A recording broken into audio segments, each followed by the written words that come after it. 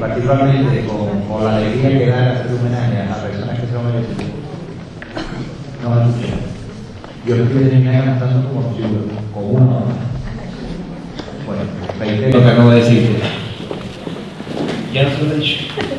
Pero bueno, realmente lo que hay que agradecer, lo tener, digamos, la alegría de celebrar cuestiones como esta, ¿no? De que una gran profesora o maestra de maestros, que lo es, pues se le haga un acto de reconocimiento por parte de amigos y compañeros, ¿no? Y yo no sé si habrá alguien mejor que José María Miguel, pero con una agudeza visual, una forma de estar y una inteligencia, otro no hay. Y además de la Paola Vide. La Paola Vide es de Sevilla, pero no de Sevilla. Pero de Gernalí. Entonces, particularmente, bueno, voy a dar paso a José María Mira y Andrade, compañero, amigo, que va a hacer, bueno, este homenaje a ti, Mercedes, porque te queremos eres la segunda ciudad del Reino de Sevilla, que además está acompañado de Hernán Cabello y de Sánchez Herrero. Voy a terminar por esto, pero bueno, paso directamente a José María Miranda.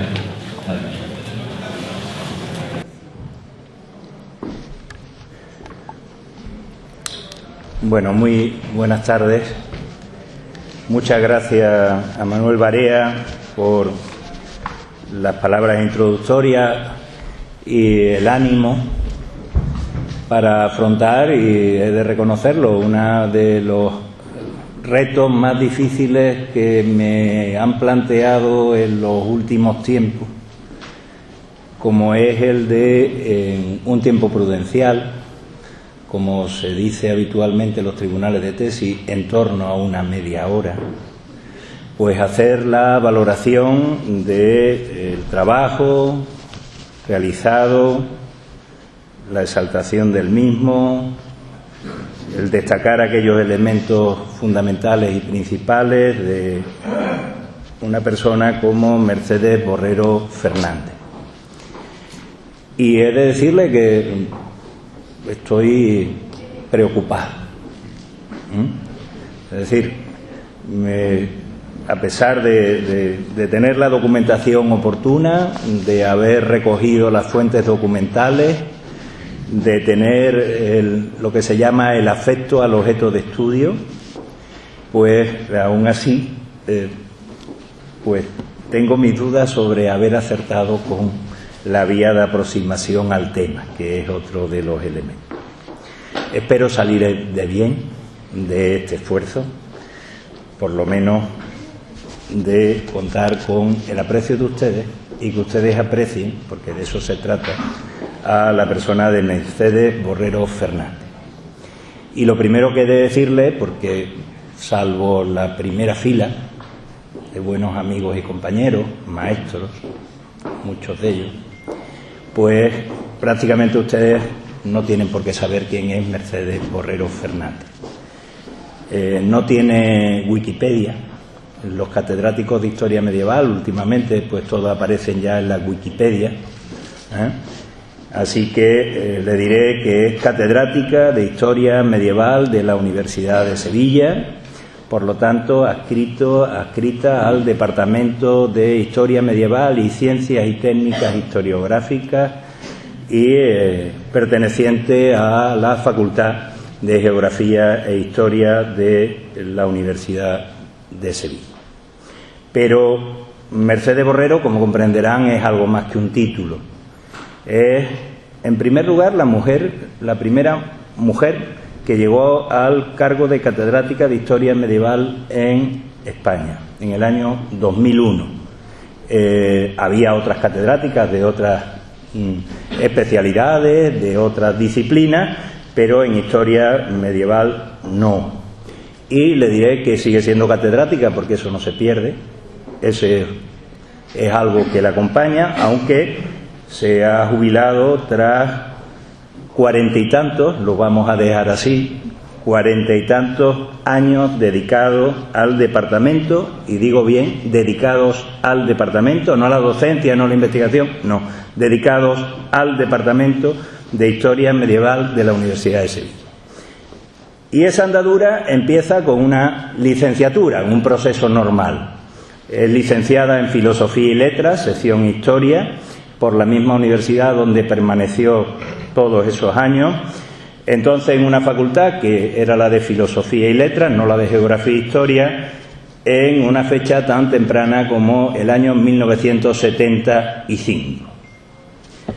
Adquiere el grado de licenciado, lo que equivaldría a la licenciatura, a lo que sería la memoria de licenciatura, también conocida en su tiempo como tesina, en el tiempo de un año, una cosa que a mí me costó 2, ya lo digo.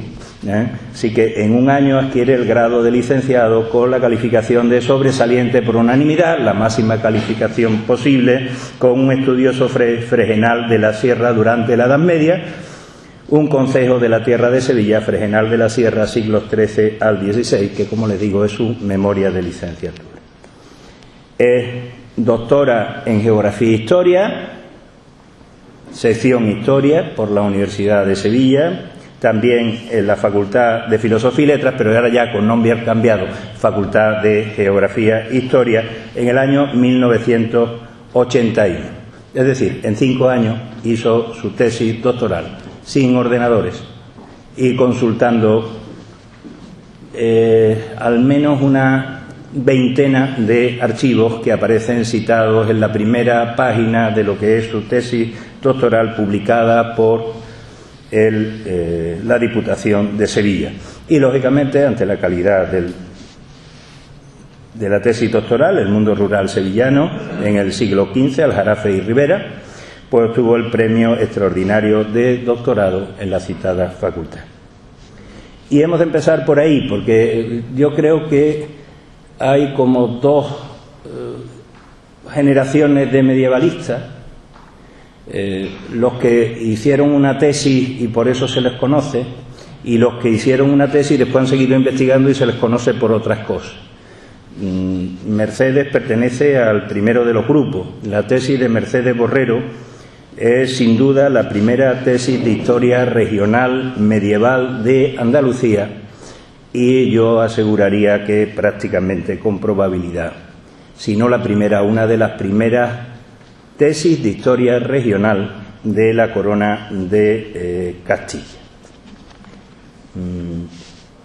De acuerdo con sus exponentes más importantes, la historia regional debía interesarse por el análisis de realidades históricas específicas a regiones de pequeño tamaño. Es una disciplina que comienza su andadura dentro de la escuela de anales allá por los años 60, y que va concretándose. Estamos en el año 1976 cuando se inicia la confección de la tesis doctoral. Por lo tanto, en un periodo muy corto de tiempo, desde el inicio de esa historia regional, Mercedes Borrero Fernández iniciaba un camino que hemos de calificar como absolutamente novedoso en el panorama historiográfico español.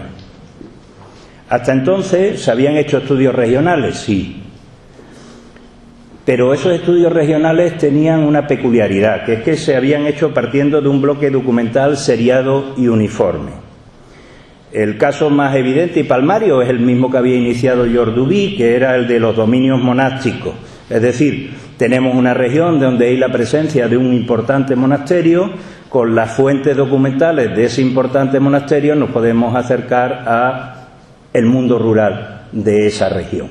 Tenemos una región donde hay un importante concejo, Jerez, Carmona, Alcalá de Guadaira, Fregenal, y a través de la documentación seriada y concentrada de ese elemento, pues se puede estudiar la zona. Pero en realidad lo que estamos haciendo es usar una única fuente documental, es decir, el acento no se pone en el territorio, sino se pone en la jurisdicción o la fuente documental del territorio. Se habían, como les digo, estudiado algunas ciudades, también algunos ámbitos señorializados, pero por primera vez se pone el acento en la sociedad y la economía de una zona geográfica que no se definía por su dependencia jurisdiccional, sino por su realidad geográfica, el Aljarafe y la Ribera.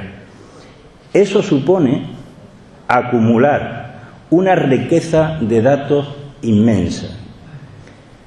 El profesor Ladero, y tomo sus palabras, fue su director de tesis, indicaba que se da el equilibrio entre una investigación documental completa y una exposición clara y sencilla de sus resultados.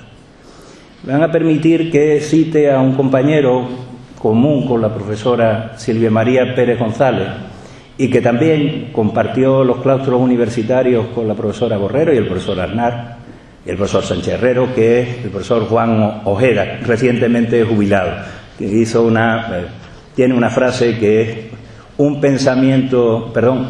problema complejo resuelto por una mente simple da una situación complicada. En este caso es justamente el proceso inverso. Un problema complejo resuelto por una mente compleja da como resultado una situación simplificada. El volumen documental acumulado, resultado de un análisis complejo, dio como resultado afirmaciones simples. Y dirán ustedes, ¿cuál es el mérito? Justamente eso, dar afirmaciones simples. Llegar al convencimiento de que esa tesis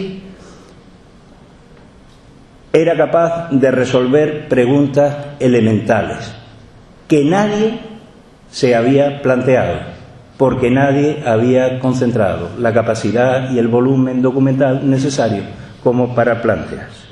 Así que la tesis combina la búsqueda y utilización de fuentes documentales con el uso de los métodos más adecuados para hablar de los datos que salían de ella. Las explicaciones se organizaron en diversos planos, el esquema de esa tesis. Primero se presenta el territorio en su organización administrativa y en sus rasgos físicos, que combinados nos hablan de algo que hoy es habitual, pero entonces enormemente novedoso, los paisajes. En el año 1982, que es cuando se publica la tesis, a través de los tipos de cultivo y de los usos agrarios, se analizan los paisajes. Vuelvo a insistir en la novedad del asunto y en la temprana fecha, porque se entiende por paisaje cultural, que es lo que en última instancia se buscaba a través de la tesis, el resultado de la acción del desarrollo de actividades humanas en un territorio concreto cuyos componentes identificativos son, y estoy citando a la UNESCO, el sustrato natural, la acción humana, la actividad desarrollada y, por lo tanto, el paisaje cultural, resultado del paisaje agrario, es una realidad compleja integrada por componentes naturales, primero de los temas que uno se acercaba, y culturales, entendiendo cultura no solo como la cultura que habitualmente hace referencia al pensamiento, sino la cultura en un conjunto mucho más amplio, tangibles e intangibles, cuya combinación configura el carácter que lo identifica como tal y por ello debe abordarse desde diferentes perspectivas. Eso es un tipo cultural o un paisaje cultural. ¿Saben ustedes cuándo define eso la UNESCO? En 1972. ¿Saben ustedes cuándo se da la primera mención de un paisaje cultural entendido y aplicado por la UNESCO? En 1978, cuando Mercedes Borrero, cuando poco llevaba 2 años intentando elaborar ese mismo pensamiento. ¿Saben ustedes cuándo se acaba por definir lo que es un paisaje rural y se consagra la categoría de paisaje cultural? En el año 1992, 10 años después de que Mercedes Borrero hubiera publicado su tesis doctoral. Primero de los elementos, el paisaje, cultivo, usos agrarios. Segundo de los elementos, demografía. Una de las constantes de la trayectoria investigadora de Mercedes Borrero, utilizando los padrones de vecindario. Sin hombres no hay acción sobre la naturaleza. Y sobre todo en una sociedad preindustrial, donde el número de hombres es básico para poder calcular la acción sobre la naturaleza.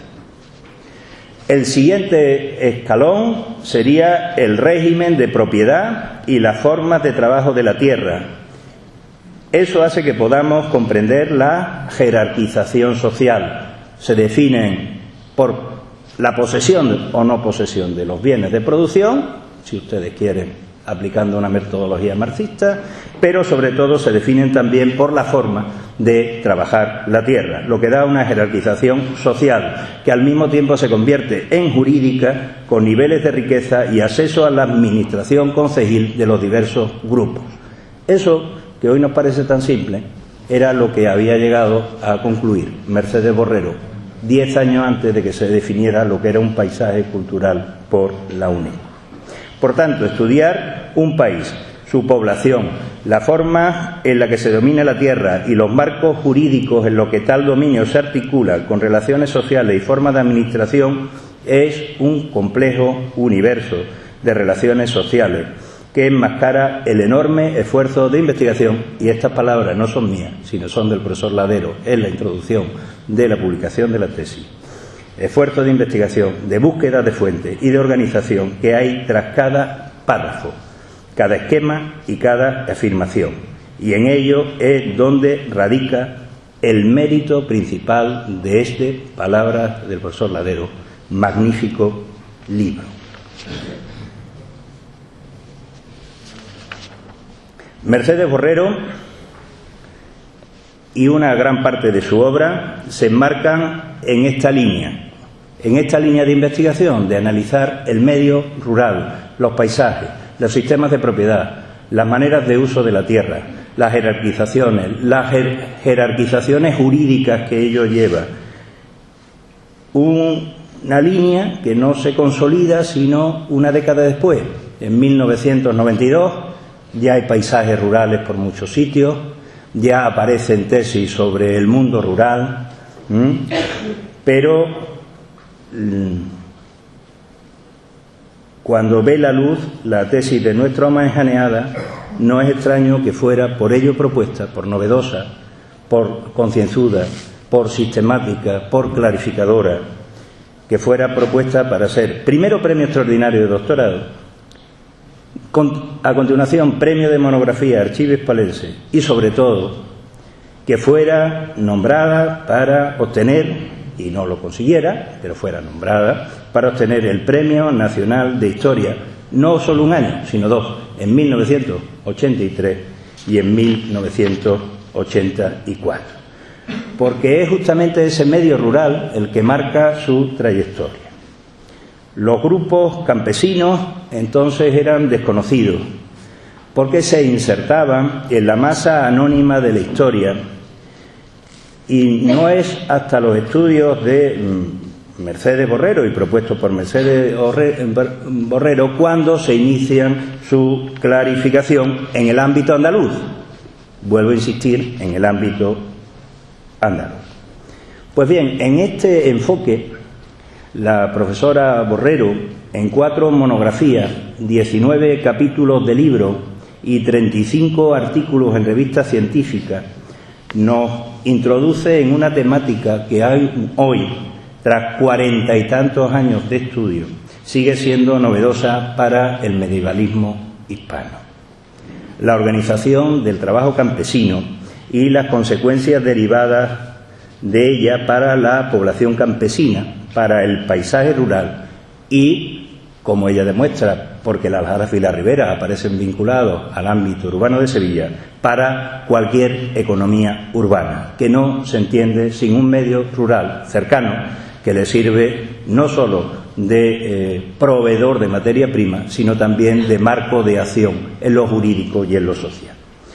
Y a partir de documentación monástica, concejil, señorial, real y notarial, se nos introducen en análisis del mercado laboral, de los ciclos de cultivo, de los niveles salariales, de la tipología de trabajadores, al tiempo que se nos narra y analiza el sistema de explotación de la tierra, los diferentes tamaños de las propiedades, los tipos de propietarios, las formas de explotación y los diferentes tipos de cultivo. A través de los contratos agrarios, aunque no solo a través de los contactos agrarios, se analiza las fases de esa organización del trabajo, de la puesta en funcionamiento del proceso de producción, de la organización del trabajo, de la dirección y gestión, de la realización de las labores de cultivo y del mercado de trabajo temporal. Dado que la mayor parte de las tierras sevillanas se encontraban en manos de grandes y medianos propietarios que cedían su usufructo a cambio de una renta, la reconstrucción que realiza Mercedes del proceso productivo agrario se inicia con el estudio de las distintas fórmulas y sistemas de cesión de la tierra. Algunas obsoletas, los contratos de plantación o con plantatio y el censo enfeutéticos. Otras más novedosas, sobre todo el contrato de arrendamiento, que con el paso del tiempo se constituyó en el sistema de cesión de la tierra mayoritariamente utilizado. Aunque estamos en un congreso del vino, he de indicarles que el arrendamiento, así lo demuestra en los estudios de la profesora Borrero, el sistema de arrendamiento no era el sistema de cesión más adecuado para el cultivo de las vides en la zona, y por ello las oligarquías locales, y espero que el trabajo de la profesora Silvia María Pérez González y el profesor Mingorance lo confirmen para el ámbito de Jerez, las oligarquías locales, como los pequeños propietarios, se inclinaron por la explotación directa de sus fincas, empleando excepcionalmente la cesión temporal. El trabajo propiamente dicho, desde las labores de gestión y dirección hasta el trabajo manual y su reparto social, es una cuestión a la que la doctora Borrero dedica un conjunto amplio de estudios. Entre la explotación directa de la finca y su cesión temporal, y a mitad de camino entre la administración de una propiedad agraria y el trabajo físico de la tierra, nos encontramos con los contratos de aparcería agraria y el trabajo físico de la tierra, que es un asunto abordado reiteradamente por distintos estudios, que al tiempo que también se hace con los minifundistas, con los braseros, que sirven para examinar el mercado del trabajo temporal en el campo, el último de los escalones descritos en los procesos de organización del trabajo agrario. Y ahora me salto todo esto, que a ustedes les muestro, que son las 4 monografías, los 9 capítulos del libro y los 35 artículos, porque junto con, y solo voy a leer las monografías, El mundo rural sevillano en el siglo XV, el Jarafe y Rivera, Mundo rural y vida campesina en la Andalucía medieval, la organización del trabajo, de la explotación de la tierra, las relaciones laborales en el campo andaluz, siglos XIII, XVI, y una monografía de divulgación, trabajo que también hay que hacer y que yo me lo repito todos los días, espero que alguna vez me eche cuenta a mí mismo. Los campesinos en la sociedad medieval completan esas 4 grandes monografías. Pero la obra de la profesora Mercedes Borrero es más que un análisis del mundo rural, siendo con ello mucho.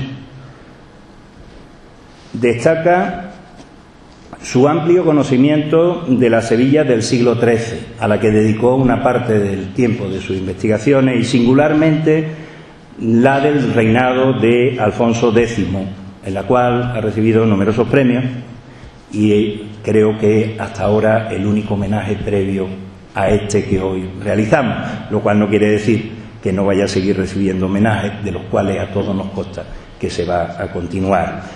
Ese siglo XIII sevillano, ese reinado de Alfonso X el Sabio, en compañía del profesor Manuel González Jiménez y la profesora Isabel Montes Romero Camacho, nos han hecho hoy conocer, gracias a sus aportaciones en obras misceláneas y colectivas, mejor al personaje, mejor a la Sevilla y mejor al tiempo. Pero yo me dedico a la historia de la Iglesia, y entonces esto a mí me llega mucho más profundamente, porque entro en una cierta empatía con la profesora Borrero.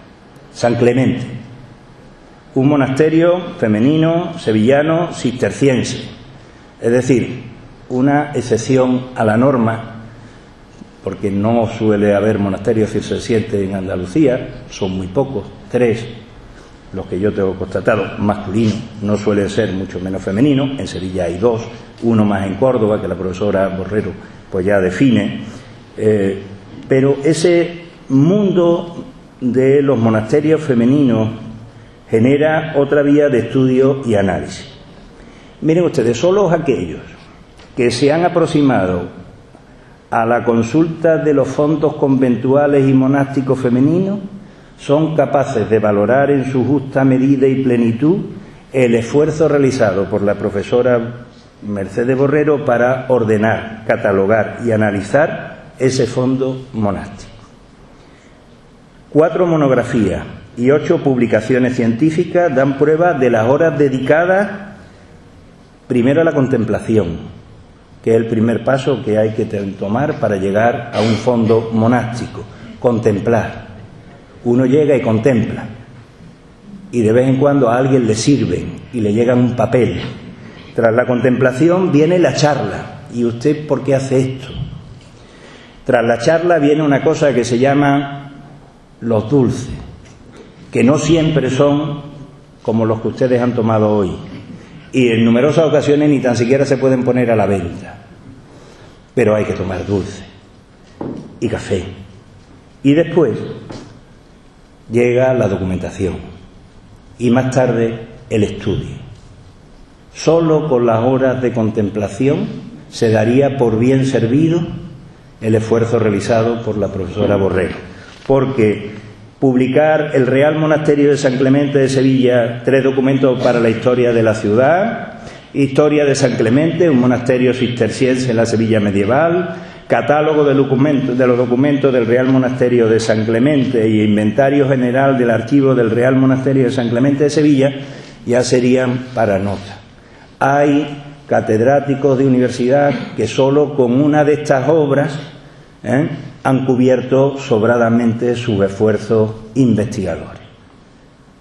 Porque, ya les digo, solo aquel que se acerca al mundo monástico femenino sabe la difícil que es abrir una puerta.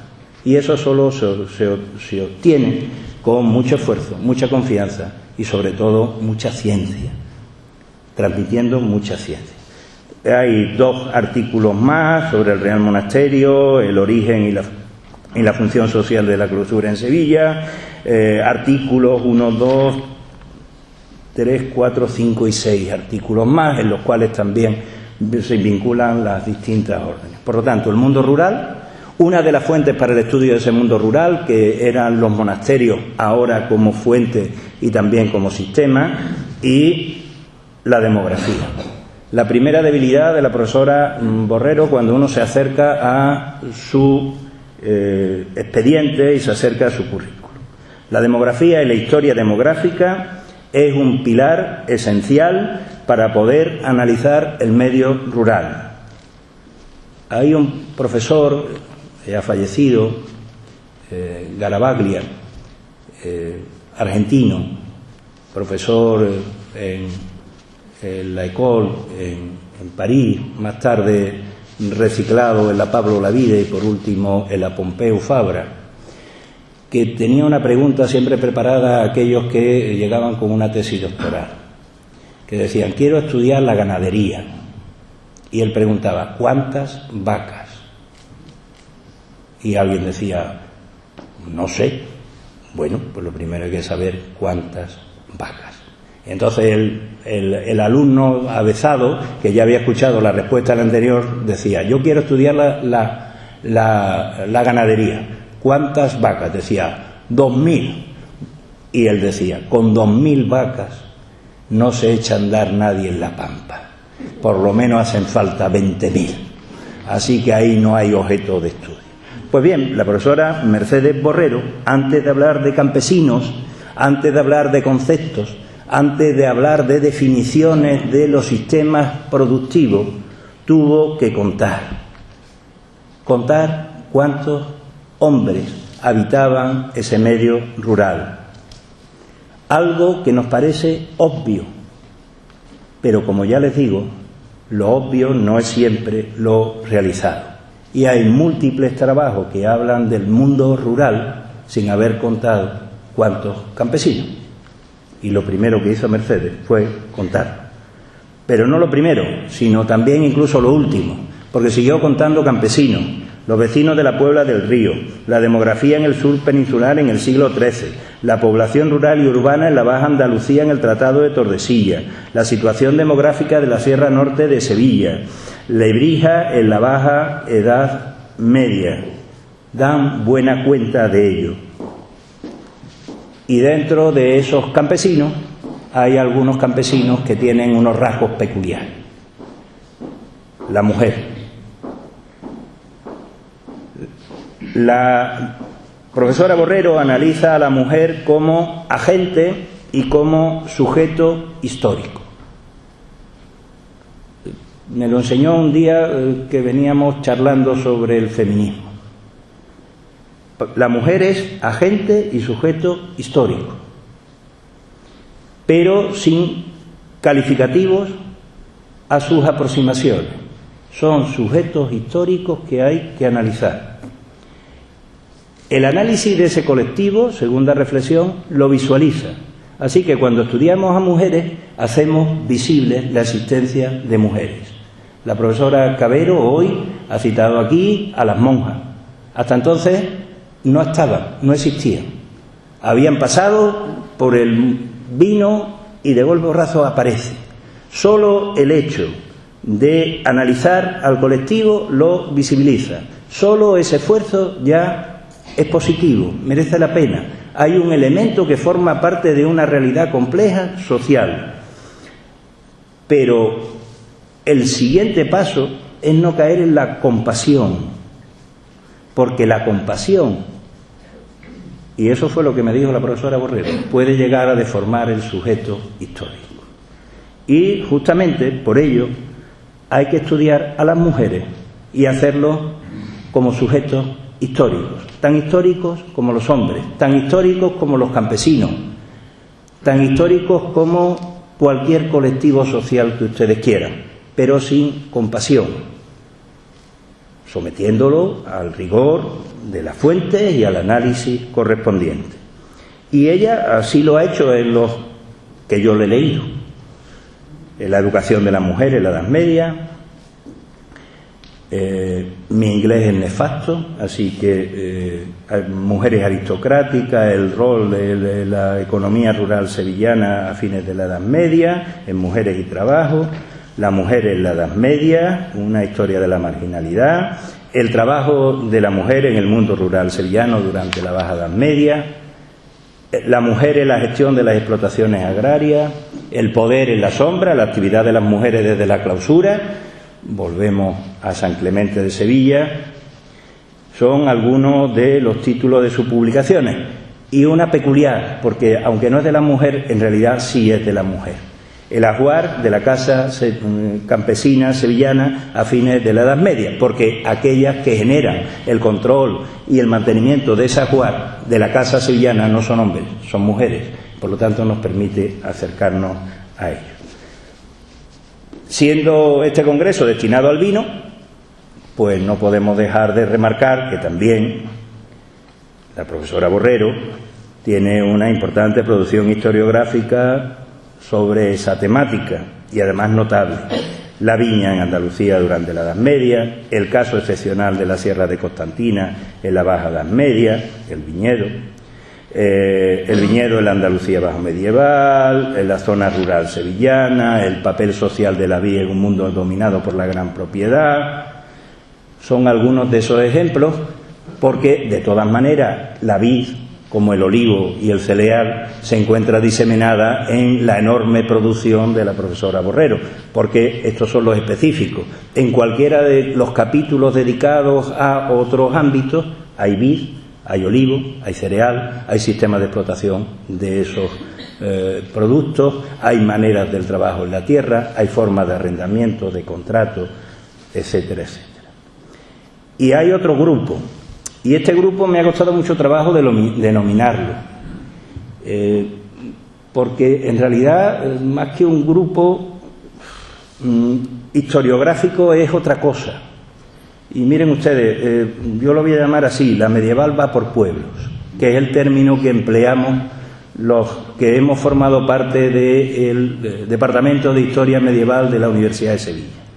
La ordenanza de la villa de Marchena, Coria del Río, hacia una compresión de la Coria medieval, algunas notas sobre el mundo rural en la comarca de Osuna, actividades roturadoras en la banda morisca, la actividad agraria en Marchena, Pila en la Baja Edad Media, los vecinos de la Puebla del Río, la Sierra de Constantina en la Baja Edad Media, el control del mundo rural por las élites locales, el caso singular de Carmona, el Consejo de la Tierra de Fregenal, 4 artículos de Fregenal, resultado de una memoria de licenciatura y una reflexión profunda algunos años más tarde, el ejemplo de Valencina del Alcor con la gran propiedad, la población del Hora del Río, las ordenanzas del Aljarafe, el campo de Tejada en la Baja Edad Media, sistemas de explotación de la tierra en la Écija de la Edad Media, contrarios agrarios y política agraria en Carmona, situaciones demográficas de la Sierra Norte, Alcalá de Guadaira y contratos de trabajo, el Aljarafe sevillano, la economía agraria de Écija, Marchena en la Baja Edad Media, Lebrija en la Baja Edad Media, Aljarafe y Ribera del Guadalquivir en la Edad Media. Pues miren ustedes, todo eso así, que además son un montón de pueblos, que parece que he dado la ruta de la camioneta del Dama, pues todo eso así nos hablan de algo más que un esfuerzo historiográfico. Nos hablan de un compromiso que va más allá del interés científico del historiador. Se trata de un compromiso social, de un devolver a la sociedad aquello que uno asume como recibido. Es una de las marcas de calidad de los profesores, como he dicho, del Departamento de Historia Medieval de la Universidad de Sevilla y de los miembros del grupo de investigación del Plan Andaluz de Investigación de la Junta de Andalucía, del que forma parte la profesora Borrero, que es el Reino de Sevilla. El servicio a lo público y el compromiso social, lo que hoy se denomina transferencia social del conocimiento, está en el ADN de la profesora Borrero como servidora pública. Por eso yo estoy muy contento que en esta medieval va por pueblo, que es Jerez, también se le haga un homenaje, porque ella, como ven, he dado una larga lista, pero podría ser más amplia. Pero ese servicio público no es solo un servicio investigador, es un servicio también docente. Es más, es un servicio esencialmente docente. Está jubilada del mes de septiembre y en una entrevista que le hicieron, lo único que echaba de menos eran las clases. Todo lo demás lo podía seguir haciendo, pero el dar clases no.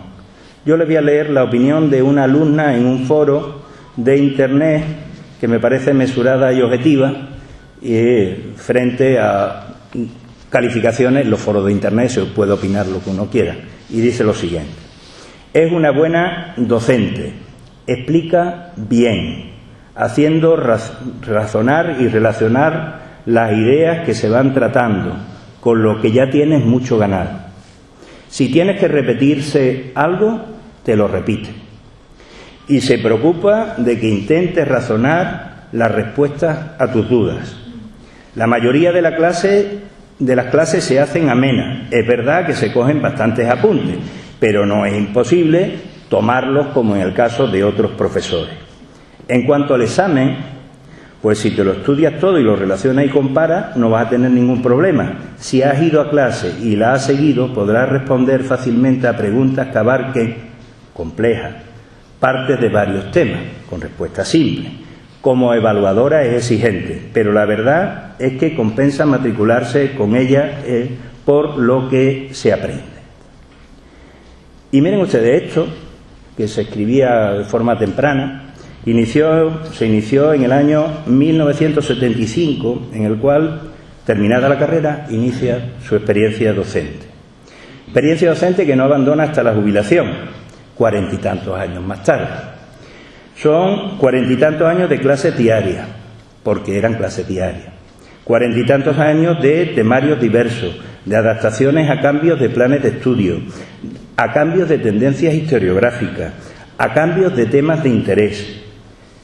Pero además de todo eso que se le supone al docente, son también muchos años de tutorías, muchos años de preparación de materiales, muchos años de recortar fotocopias para hacer dosieres, muchos años de correcciones, de vigilancias de exámenes propios y ajenos, de guardias en biblioteca dando bibliografía, de fotocopiar textos, de hacer innumerables cosas que ni tan siquiera uno sabe que forman parte de la tarea de un docente universitario.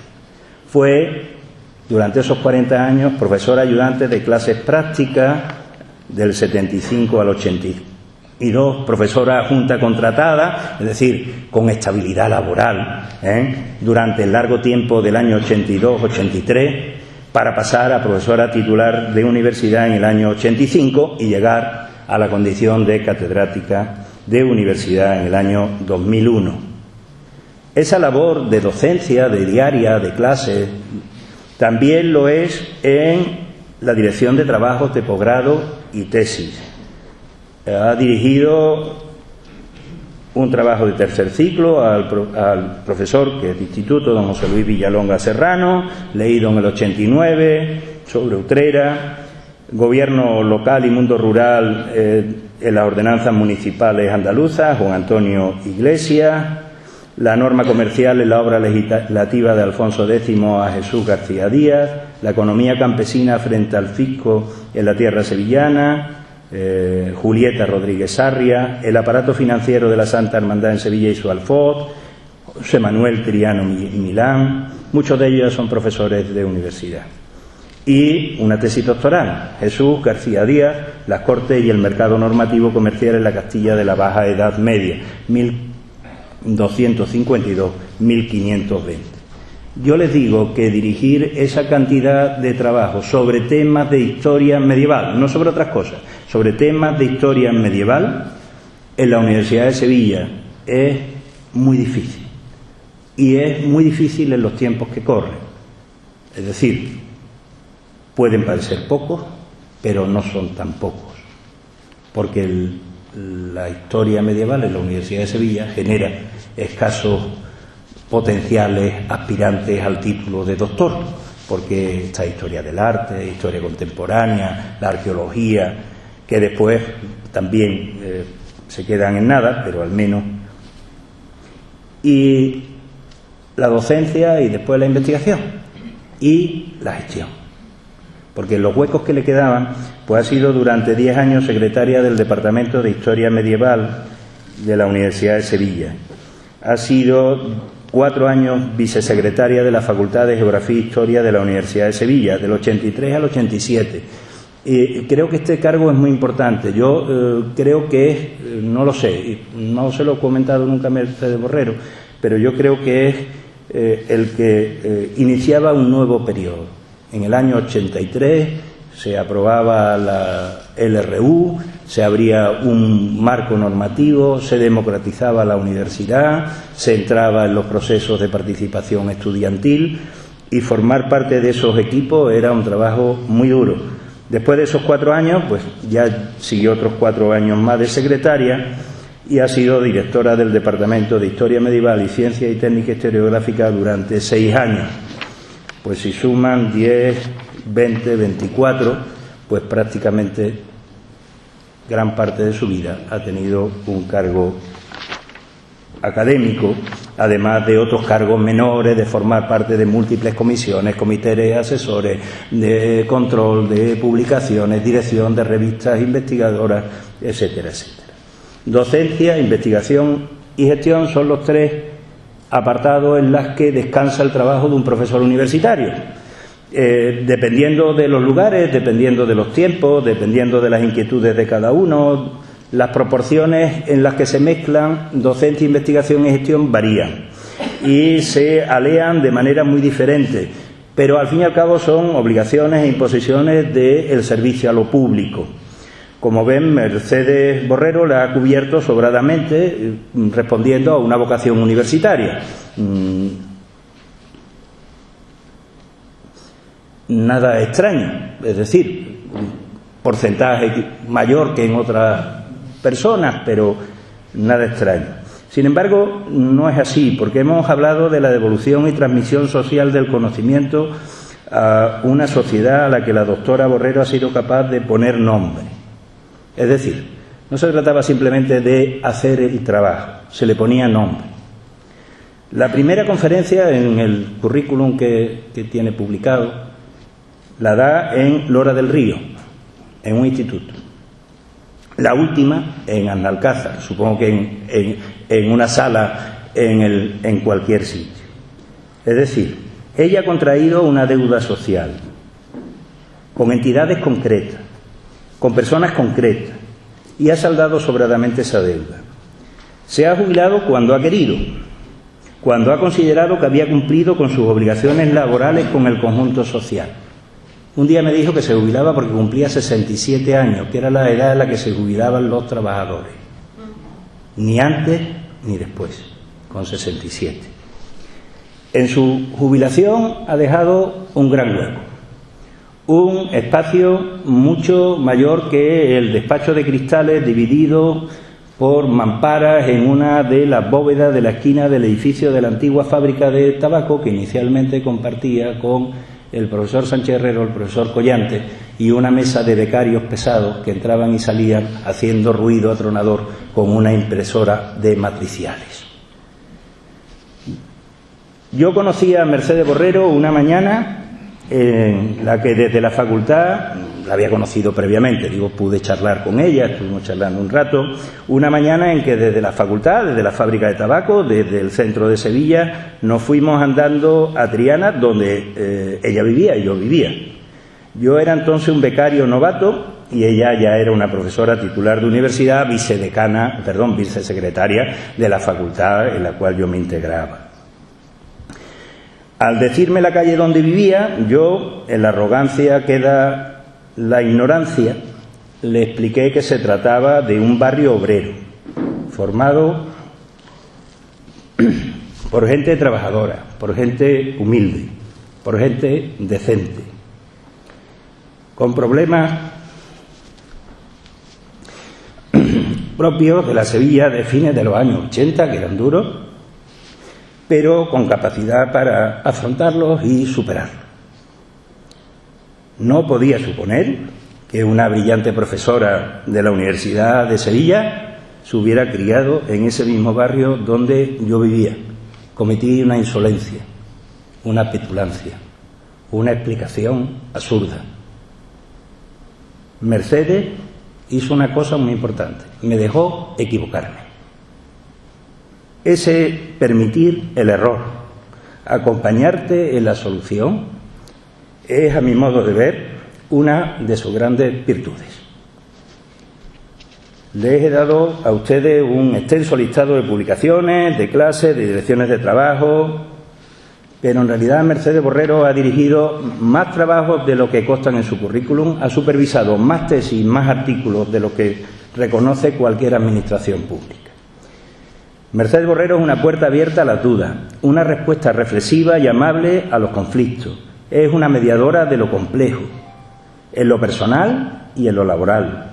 Es una mujer buena y, sobre todo, es una mujer tranquila. Yo sé que ella me va a decir que no, pero al menos transmite tranquilidad. Miren ustedes, hay una película de John Ford titulada El hombre tranquilo. No sé si han tenido el gusto de verla. Interpretado por Marion O'Hara y John Wayne, narra la vuelta a Irlanda de un esboceador que había estado en Norteamérica, que renuncia al combate y que, cómo no, todos instan a que combata, a que luche en el pueblo. Barry Fitzgerald da vida a un personaje, a Michelle Hodge Flinch, casamentero, acompaña a la pareja, y corredor de apuestas, esperando el momento oportuno para conseguir el botín correspondiente cuando se produzca el gran combate.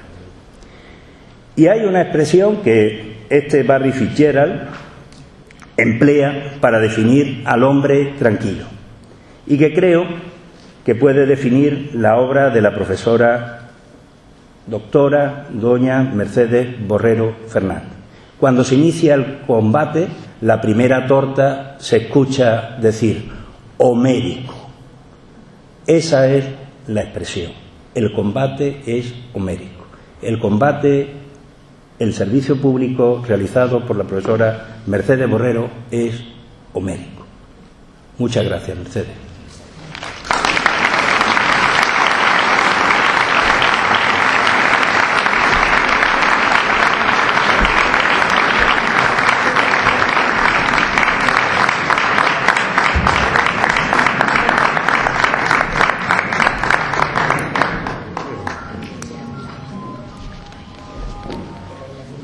Por cierto, si alguien quiere una copia del currículum de Mercedes. Bueno, yo me permitiría que accediera Mercedes Borrero aquí, o alguien que quiera seguir donde tú quieras, tú te crees. Pues si que María Teresa González, hazte el favor, te acerca usted al Montero y daremos obsequio de una serie de elementos, los cuales hay. Bueno, por ello los ponemos, pero José María da un beso así, un beso así.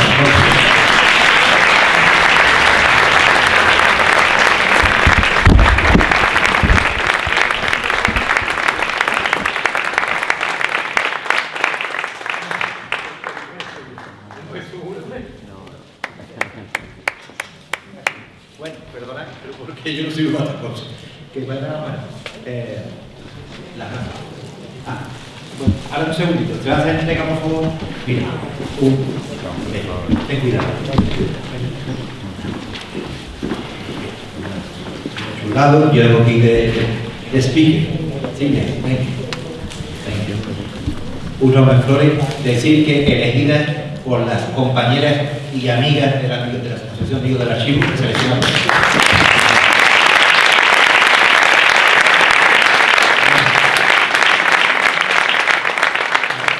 El presidente de la Asociación Amigos del Archivo también se acerca y bueno, pues nada, yo creo que una ovación ya.